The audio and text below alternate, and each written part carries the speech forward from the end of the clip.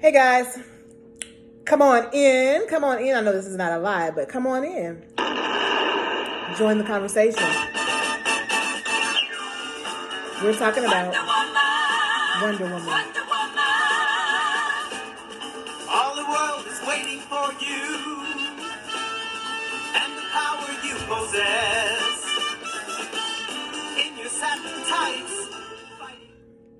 I just love theme songs, so I wanted to share that. That actually was the original, I believe, theme song for Wonder Woman in like 1977.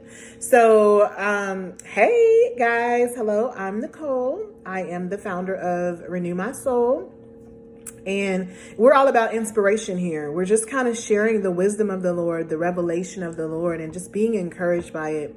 So today is part 2 of the commentary on Wonder Woman. It just kind of was released. Wonder Woman WW84. And there's a lot of talk going on. There's a lot of thumbs down. Well, for me, I'm just going to let you know I'm partial. I'm thumbs up because I love the whole concept of just Wonder Woman herself. But this Wonder Woman rocks. And let me tell you why. If you haven't already watched part 1, go back, like, share, subscribe, go back and watch part 1. There's just so many nuggets, so much revelation that the Lord just kind of allowed us to kind of ponder on, right? To think on. And today I said that I would pick up with part 2, the revelation as it relates to single women, right? Because Diana was a single lady. So this is for you. Guys, get your, whatever snacks you like to snack on to kind of listen closely and sip on the tea. Go ahead and get those things now. Okay, I just want to say this. Forgive me now. I have post-nasal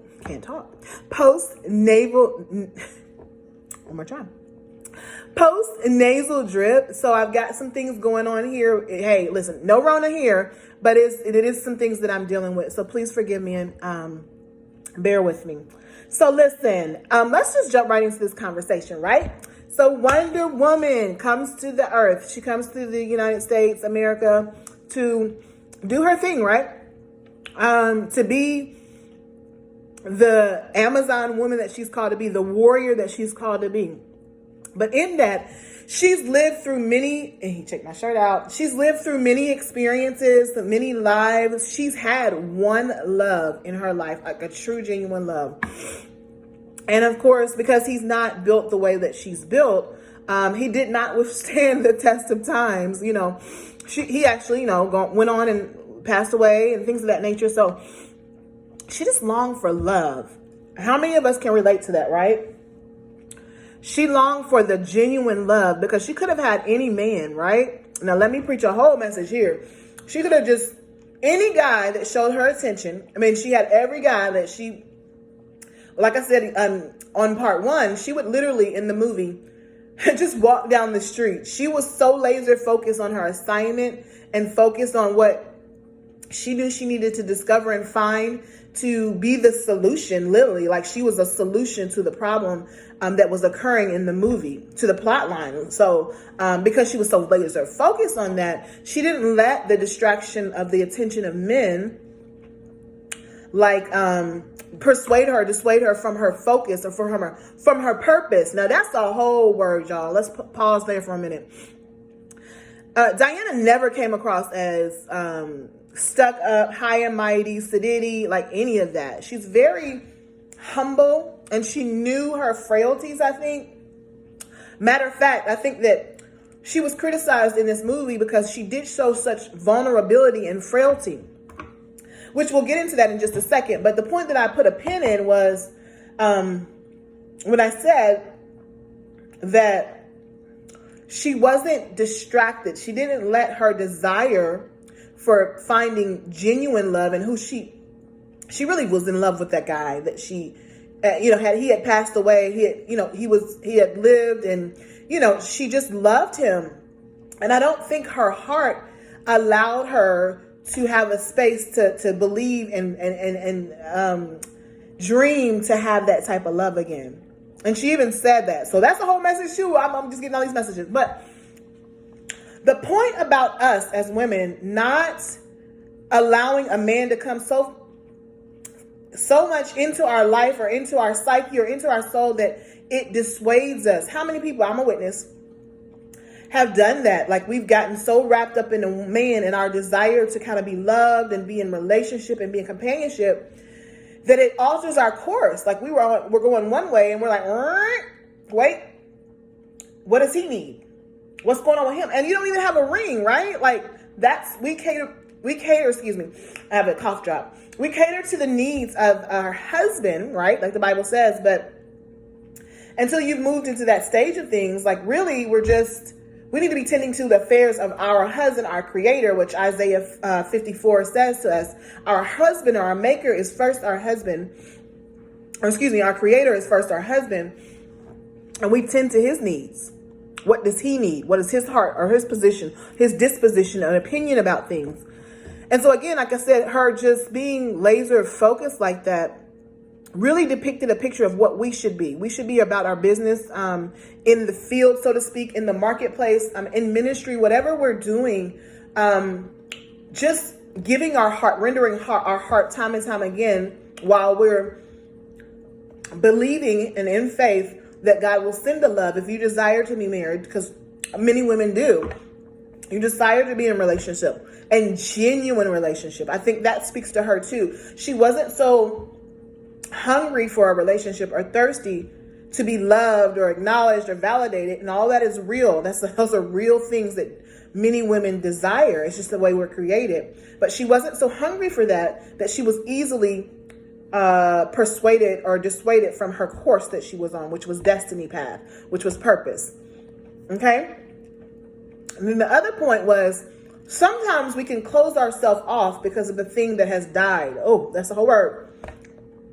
The relationship that has died, the career path that has died, the thing that is seemingly dead and probably needs to stay dead, but because we are in our heart have held it captive, it doesn't allow us to receive the newness of things that the Lord wants to send to us. And so you can see that by the end of the movie, she had made a decision to renounce her desire, because her desire actually began to speak. And she ended up making that wish, which wasn't, and we all do it. Our wills are strong. Listen, I can testify to it. And we have to pray sometimes daily, Lord, I surrender my will to you. Yet your will be exalted above all things. So in this situation, I think her heart's desire got the best of her. And I was talking to my friend about this. I don't really remember her making a actually verbal vow, if you will, a verbal agreement or a verbal statement that she desired the love of her life to come back in the scene. But she did make it. And even if it was a nonverbal, our hearts sometimes can come into agreement with things. So I love the Lord because he'll kind of shine the light on that, because sometimes we get into things and then we're like, wait, what? And so for her, I think she had that moment like, wait, what happened? How did you get here? She was just in loving the fact that he was there, but he had to let her know, I've lived a lifetime.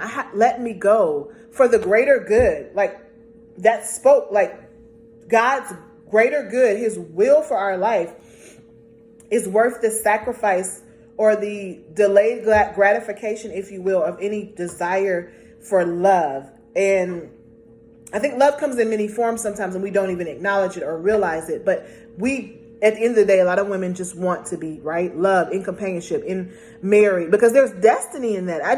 Listen, you will never find me saying anything wrong about a desire to be in marriage. Now, we have motives behind that, and the Lord has to correct those motives. I'm a witness to it. But in that, again, at its pure form, the Lord sees our desire for marriage, for a companionship with a man to do life with, a predestined, preordained man that he would present, and he presents us to do life with. And that's really what I feel like the heart of her desire was. But there was a moment where she came to the crossroads and she had to make a decision, and she made it. And that's what I love about, I champion for her and love about Wonder Woman, because she always decides to choose the mission, right? To accomplish and finish her mission. Choose her allegiance is with her mission. the assignment she's called to, her purpose, her destiny, her call. And she finishes strong. Like in the movie, she chose to renounce her wish, and then she went full throttle, completing her mission, completing the will for her life, which was, it exalted God's will again. And it's just a perfect example of our frailty sometimes, especially, like I said, as women, in desiring a mate, in desiring companionship, in desiring to be loved and to be in love. We sometimes and many times have to lay that down and sacrifice it at the altar so that then God can either resurrect it or he can bring the ram in the bush. You know, I'm just talking and using the biblical references from the Bible, but like Abraham he knew the promise, right? He knew he was called to be a father and that Isaac was his blessing. But because God asked him to do something, he was willing to do it, believing God so much that God, you have a plan. And it's like us. He has a plan for our life, our destiny, our marriage. He has a plan. And we just really have to lean into trusting in the plan. So much came from that. There's another point I want to make about us as single ladies as we relate to Diana, right? And today I feel a little bit more chill. Yesterday I was just so hyped to get that out. I was talking at the speed of light. Today it's just more relaxed. It's more like just thoughtful, thought-provoking. So I really hope that everyone is enjoying and taking away some nuggets from what the Lord is highlighting. And the point that I wrote down in my notes was like surrendering to God to the point where you're letting him take the reins, letting him reign supreme in his will in your life, and then watching him move on your behalf. Because by the end of the movie, what was so amazing is that she was able to discern, like, wait, hey, something is happening here. She met back up with a guy that basically her love, when he came back in the form of a guy who was cute, but she was not focused on him because she was focused on her love. And it was just, they had a moment about dressing and what she kind of liked and preferred, because Wonder Woman is very classy in her dress. She's such a classy lady. And she liked that kind of, she wanted to, hey, match my fly, right? And so, but she loved him, but it was just like, I like this style. And he was like, Anyway, so by the end of the movie, what was so kind of prophetic and like a confirming sign, I feel like, from God was like, hey, you can have hope to believe again. It's some more of them out here that I can present to you or present you to. And because the guy came up, like, and she was like, yeah, that's him. And he was nice, and they had a pleasant conversation. And he actually had the outfit on that she liked. She liked the little scarf, like the European look, the fly look. And he was like, people like kind of make fun of me, but I feel comfortable in this. She's like, oh, I like it, right? So just a little tidbit for us being able to understand that there's no sacrifice that doesn't go unnoticed in the eyes of God. So just be encouraged by that. Also, here's a point I want to make, because I saw this on social media at one point. It was like a commentary. A guy made a commentary saying that, y'all women need to know that all your degrees are not going to keep you warm at night. Okay, hold on. Excuse me. And while that can be comical, and it certainly can be true, there needs to be balance to that. And so what I saw from the movie with that was many women in many different cultures all over the world are groomed for greatness, right? We're groomed because, and I said this in part 1, which was yesterday, but I still have my shirt on just to say that, because I wanted to be able to still keep with the same theme. But anyways, I digress. I did just put the shirt on for this broadcast, and it is clean.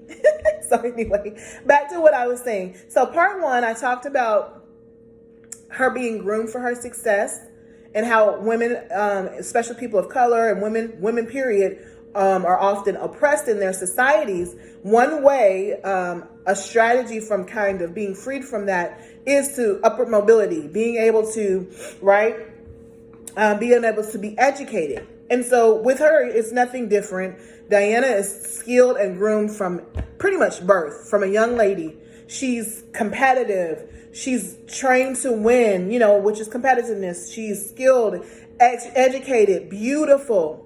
All of these things are points of her influence. And she's really just looking, not even so much for someone to match her fly, but it's almost like a destiny partner. She knows what she's called to do, and she's just so compelled to go and do it. She's so compassionate for the people and to help people. But in that, like the love of her life, he very much so had that bravery heart too, to want to help people. And I think that really attracted him to her.